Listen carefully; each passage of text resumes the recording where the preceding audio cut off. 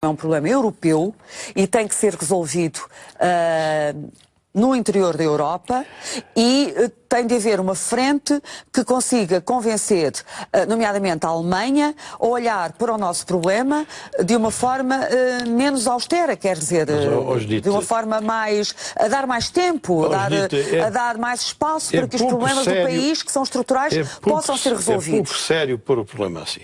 Acha? É pouquíssimo sério. Eu, se fosse candidato a chefe do governo, diria: se na Europa conseguirmos isto, as coisas passaram.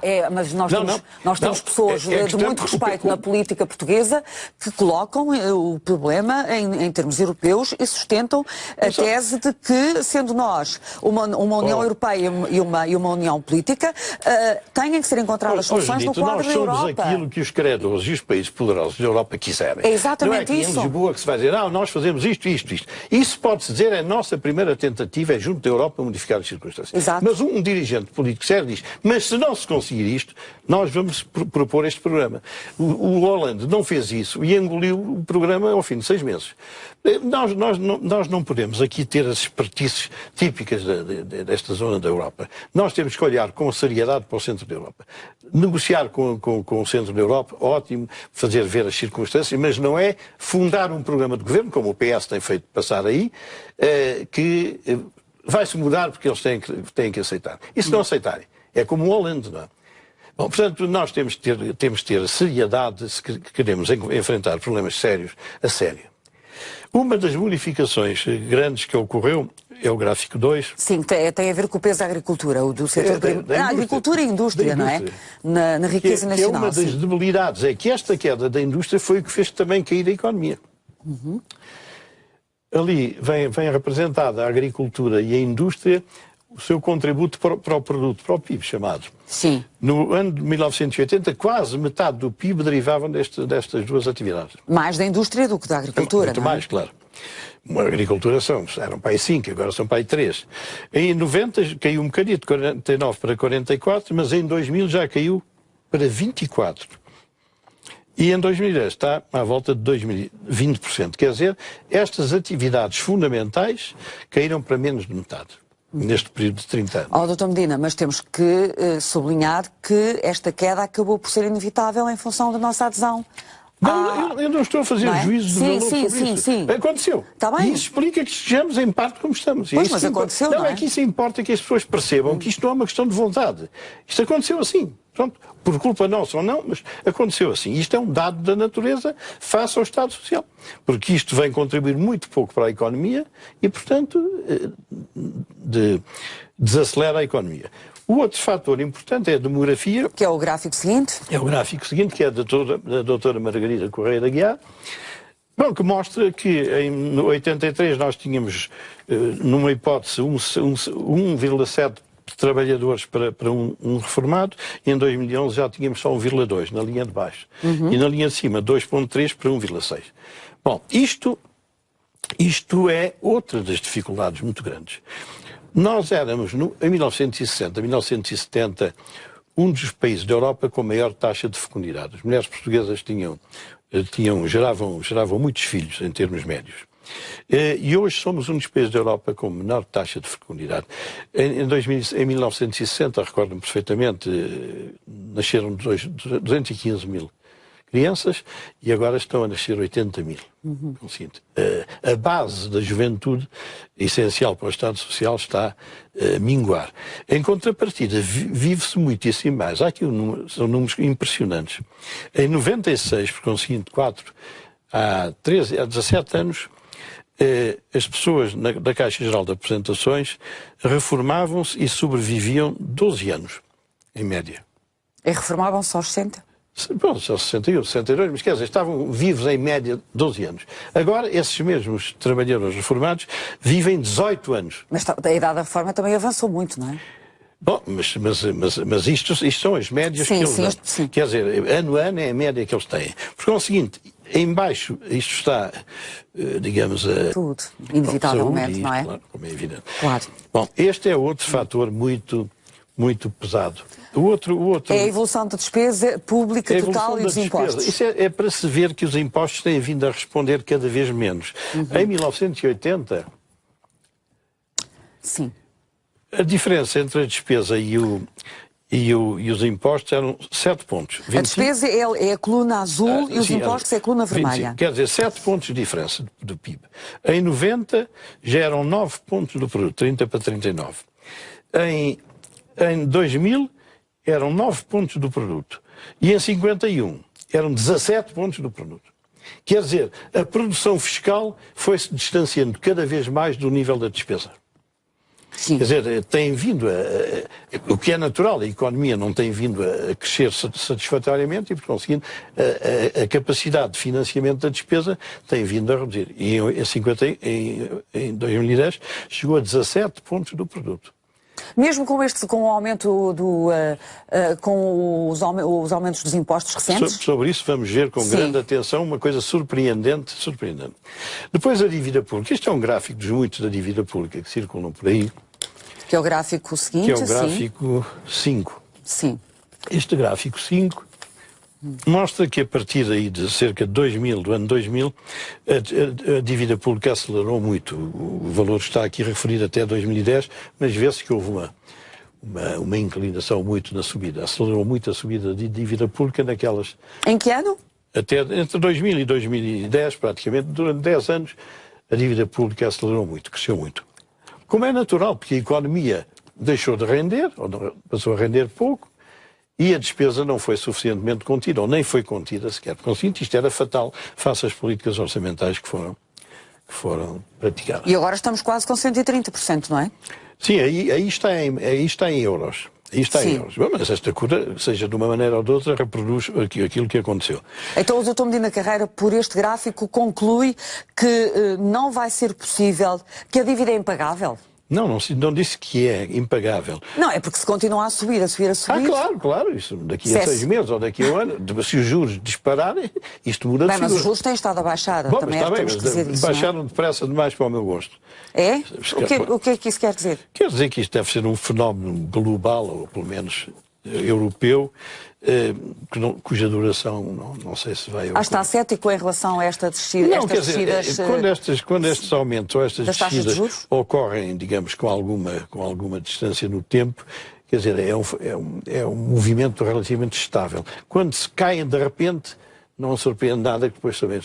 É uma ameaça... Mas nos últimos meses a tendência é de queda, não é? Sim, muito, ainda hoje caiu. Ainda hoje caiu. Sim. E a queda da taxa de juros foi um dos argumentos do Governo para a saída limpa do resgate, eu ficava mais tranquilo se caísse mais devagar. Era um fenómeno aqui adquirido. Este gráfico que vem a seguir é um gráfico que me permitiu sempre dizer que nós íamos falir. Sim, que é o gráfico 6. É o gráfico que mostra como é que a economia cresceu. Isso está a vermelho ou laranja? Não. Ali está roxo. Não, eu tenho outra cor. A lilás. Sim, a lilás. A lilás estão os crescimentos da economia. Sim. Em 70, 80, 4,5. Era aquilo que estava ali há bocadinho. 80, 90, a economia cresceu 3,2. 90 a 2000, 3. Sempre aquelas barras lilazes. Documento de análise, que eu não sei o que é que as pessoas estudam cá em Portugal, mas que há muito tempo aconselhava a ter grandíssimas atenções. Por seguinte, este fenómeno da diferença dos crescimentos económicos face aos grandes crescimentos das despesas sociais, saúde, educação, Caixa, Segurança Social e Caixa Geral de Apresentações, pronunciava grandes dificuldades. Bom, nos 40 anos de 70 a 2010, o social cresceu mais do dobro do que a economia. Conseguinte, isto que está a passar só engana os distraídos. A maior subida foi entre a década de 70 e 80. Sim, está bem, mas isso foi depois de 25 de Abril, isto disparou, como é natural. Eu nem relevo muito este salto, os outros são saltos mais constantes. O gráfico seguinte tem a ver com as despesas sociais, em percentagem do produto interno bruto. A linha de cima, a linha azul, creio eu, não sei se é o que ali está, a linha de cima mostra, desde 1960 a 2010, portanto 50 anos, o crescimento do total das despesas sociais, que para mim, para simplificar, são saúde e educação, Segurança Social e Caixa Geral de Apresentações. São estes 4 componentes. Ora, nós verificamos que em 60 estas despesas absorviam quase 5% do PIB, 4,8%. Em 2010, 30%. Este 30%, para a sua compreensão, está ao nível da Dinamarca e dos países que têm estados sociais mais pesados. O que significa que, como temos economia muitíssimo mais débil que a da Dinamarca, nós estamos totalmente fora desta realidade. Isto cresceu muito de 90 para cá. Esta linha, aquela linha de cima cresce, quer dizer... A linha azul, a primeira linha. A inclinação é maior que a das outras. Porque a economia, a partir daqui, começou a resfriar. E, por conseguinte, como a despesa não diminuiu, o peso da despesa no produto subiu para 30%. Como lhe digo, estes 30% que estão na ponta superior direita são valores dos Estados sociais do norte da Europa. Sim. O que significa que não há um Estado social para Portugal. Espera aí, doutor Medina, antes de avançar, que comparação é possível fazer-se ao nível da educação e da saúde? Bom, a saúde e a educação são estas duas linhas de baixo. Sim. Quer dizer, não é pela educação e pela saúde que isto ruiu, ou está a ruir.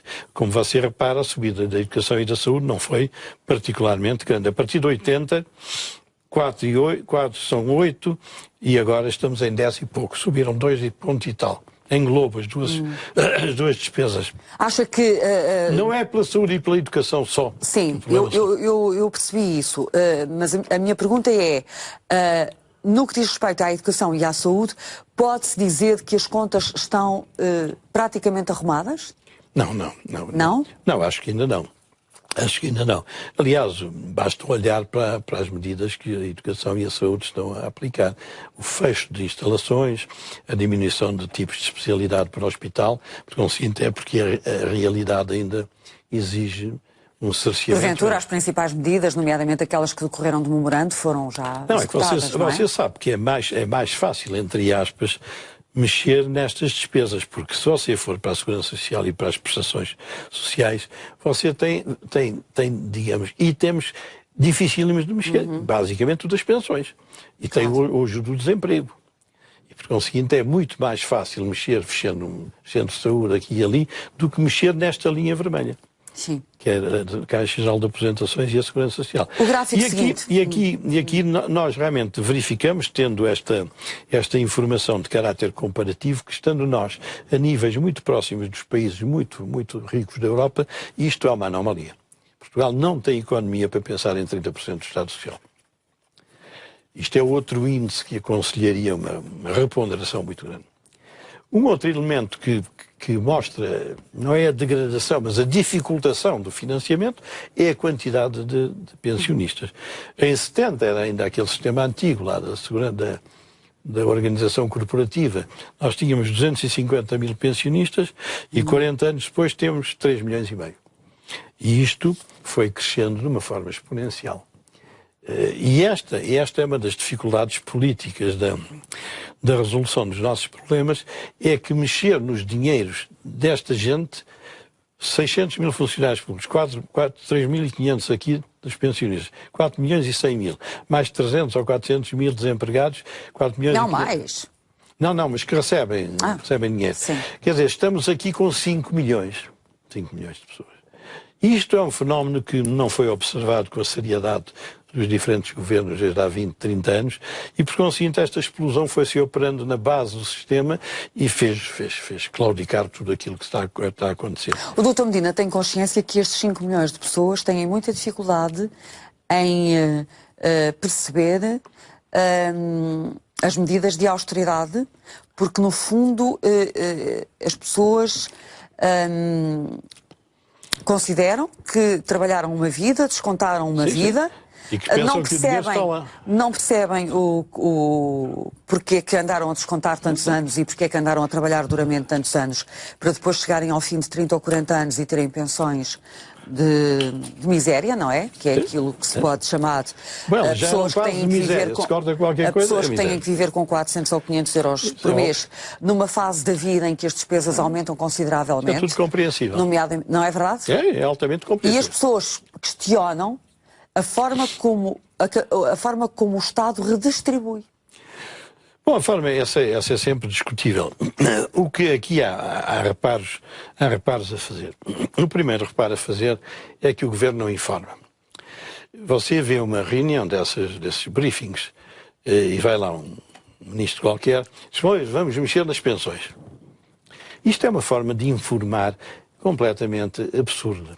Porque quando você diz vamos mexer nas pensões, quantas pessoas ficam logo perturbadas? Ficam 3 milhões e meio. 3 milhões e 400. E depois veio ver, não, mas é que são só 12%.